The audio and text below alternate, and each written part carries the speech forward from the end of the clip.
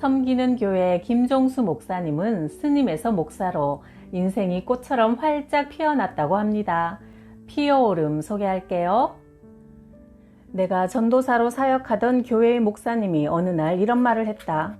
미국 가서 공부하면 더 좋은 목사가 될 테니 미국에 유학 가는 건 어떤가? 내가 미국에서 사역하면서 공부할 수 있는 교회를 소개해 줄 테니 유학 가게. 게다가 사모가 피아노 전공이라고 하지 않았나? 피아노 전공이면 미국 생활할 때 아주 유리해. 안 갈 이유도 없고 못 갈 이유도 없었다. 이제 짐만 싸면 된다. 하나님, 이렇게 길을 열어주시니 감사합니다. 하나님의 뜻인 줄 믿고 준비하겠습니다.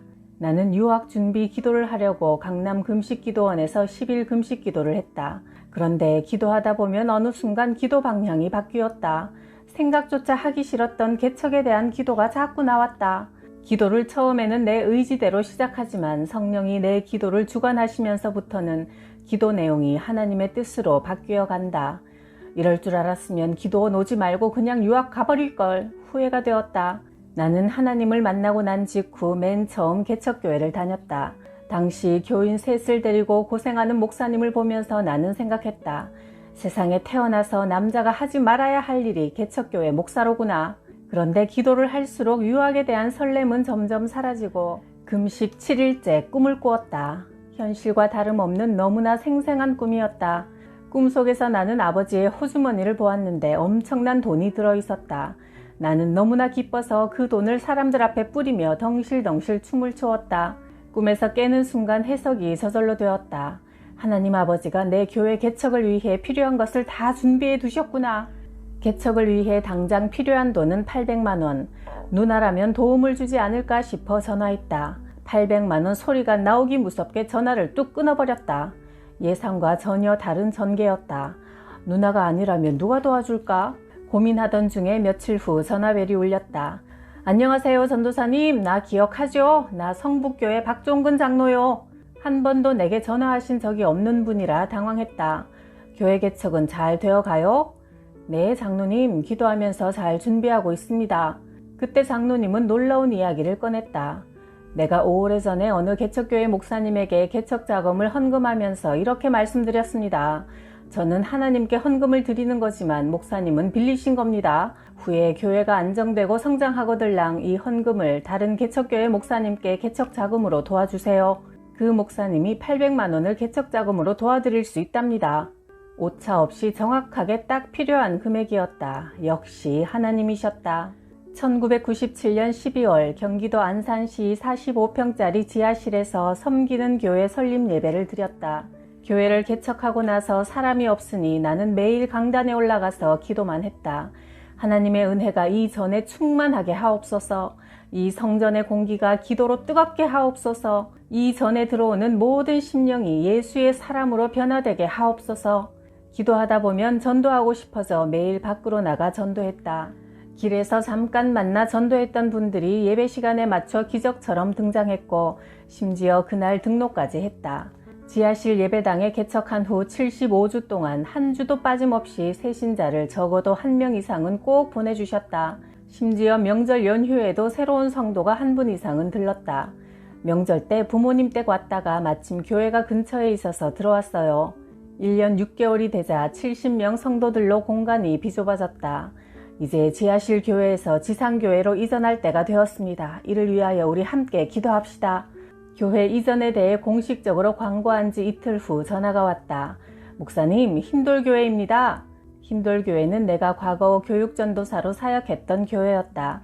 그 교회는 당시 건축으로 어려운 형편에 있어 6개월 동안 사역하면서도 1개월치 사례비밖에 받을 수 없었다.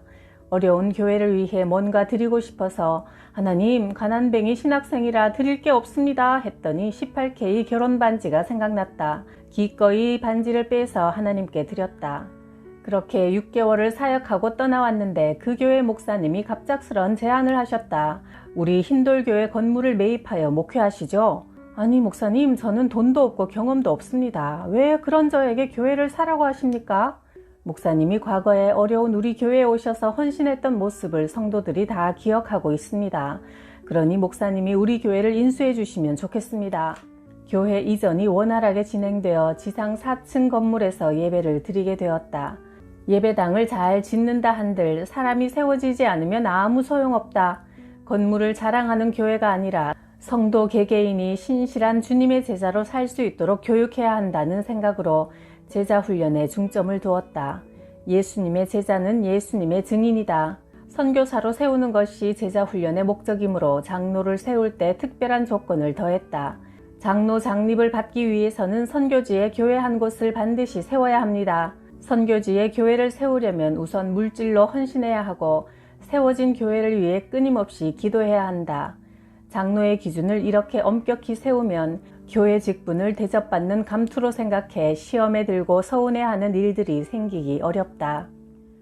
어머니는 4대째 종갓집 며느리로 아들을 낳아야 했다. 그러나 22년간 7번 연속으로 딸만 낳으셨다. 마침내 아들인 내가 태어난 날 어머니는 처음으로 환하게 웃을 수 있었다. 어느 날 어머니는 갑자기 영음을 들으셨다. 아들 종수를 살리려거든 교회에 가거라. 어머니는 그날로 나를 데리고 교회에 다니셨다. 주일은 물론 매일 새벽 예배까지 빠짐없이 참석했다. 그러나 오히려 교회를 다니기 시작한 이후 이상하게도 초등학생인 내가 아프기 시작했다. 감기도 열병도 아니고 병명도 모른 채 몸이 삐쩍 말라갔고 매일 비실비실 힘없이 살아갔다. 마을 무당이 말했다. 서남사로 보내. 거기서 중이 되지 않으면 아이는 살지 못해. 나는 14살에 집을 떠나 절로 가야 했다. 어머니가 주지 스님에게 우리 아들 좀 살려주세요 하자 이 놈은 오래 있을 놈이 아니야. 스님의 그 한마디가 내내 내 머릿속을 떠나지 않았다. 맞아, 나는 여길 나가야 살 수 있는 사람이야. 머리를 깎고 승복을 입고 매일 새벽 3시 반에 일어나 불공 드리는 삶에는 아무런 희망이 없었다. 그렇게 절에서 동자승으로 자란 나는 20살이 되어 입대했다. 제대를 앞둔 마지막 휴가날 멋지게 보내려면 돈이 필요했다. 누나를 찾아갔다. 누나, 동생이 마지막 휴가 나왔는데 용돈 좀 챙겨줄 거지? 줄 순 있는데 단 조건이 있어. 별건 아니고 나랑 어디 좀 가자. 내게는 선택의 여지가 없었다. 누나를 따라 어느 지하실로 내려갔다. 허름한 교회 간판이 보였다. 그곳에 발을 딛는 그 순간부터 내 인생이 송두리째 바뀔 것이라고는 조금도 상상하지 못했다. 나는 불편한 심정으로 예배 시간에 앉아있다가 집에 돌아왔다. 교회 가기 전까지만 해도 빨리 누나에게 용돈 받을 생각밖에 없었는데 그곳을 다녀온 후부터는 돈 생각은 나지도 않고 이상하게 마음이 설레어 그날 밤 밤새도록 잠이 오지 않았다. 그동안 내 몸은 술, 담배에 찌들어 있었다. 그런데 교회를 다녀온 후 양치질을 하는데 갑자기 구역질이 나더니 몸속에서 이물질이 나왔다. 몸에 쌓여있던 니코틴 덩어리가 나온 것 같았다. 그 후로는 담배를 피기만 하면 어지러웠고 그토록 맛 좋던 담배가 쓰기만 했다. 그리고 친구들과 술 약속을 잡으면 갑자기 배가 아팠다. 그 어렵다는 금주와 금연이 자연스럽게 단번에 되었다. 하나님이 나를 간섭하고 계심을 느끼게 되었고 나라는 존재가 내 마음대로 살아서는 안 되는 존재임을 알게 되었다. 꾸준히 교회 다니며 신앙생활을 열심히 했다. 어느 날 목사님께 안수기도를 받다가 하나님의 음성을 들었다. 종수야, 내가 너를 사랑한다. 너 없이는 안 된다. 그 한마디에 몸속에 있던 모든 수분이 눈물로 쏟아져 나왔다. 하나님이 나 없이는 안 된다니. 하나님께 그런 진한 사랑 고백을 듣고 나자 나는 주의 종이 되어 그 사랑에 보답하고 싶었다. 교회를 개척하고 기도를 가장 많이 했던 시기가 있다. 하루는 남성 성도 한 명이 등록했다. 나중에 그가 병원에 입원하여 신방을 갔는데 아내 이야기를 처음으로 했다. 아내는 교회를 자주 옮겨 다녀요. 목사님들이 싫어했어요. 성령의 은사가 너무 강하대요. 나는 그의 아내를 만나보려고 신방을 갔다. 여집사는 자신이 하나님의 음성을 늘 듣고 병 고치는 은사도 있고 예언도 한다며 자랑을 늘어놓았다. 좀 불안한 감이 있었지만 남편 집사님과 함께 우리 교회에 나오라고 권했다. 그러나 그 여집사가 출석하고 나서 얼마 못 가 교회 안에 이상한 기류가 흘렀다. 그 집사를 추종하는 파와 너무나 싫어하는 파로 완전히 나뉘어 버렸다. 그 여집사 파가 갈수록 많아졌다. 교인들이 목사님 모르게 그 집사를 찾아가서 하나님 뜻을 물어본대요. 그 집사가 잘 맞추니까 의존해요. 얼마 전에는 고 집사가 상담을 했는데 어젯밤 꾸었던 꿈의 장면까지 정확히 알아맞혔대요. 박 장로님이 찾아갔더니 아무도 모르는 자기 신체의 비밀을 자세히 말해서 놀랐대요. 그 순간 완전히 그 집사를 믿어버리게 된 거죠. 교회 질서를 흐트리니 그 여집사를 내보내야 한다는 사람들과 하나님의 뜻을 우리에게 전해주는데 성령의 은사를 회방하지 말라는 사람들이 서로 싸웠다. 나는 이 문제를 두고 하루에 6시간씩 작정하고 기도했다. 하나님, 저 집사의 은사가 성령의 역사입니까? 악령의 역사입니까? 저도 헷갈립니다. 제발 알려주세요. 어느 날 하나님이 말씀하셨다.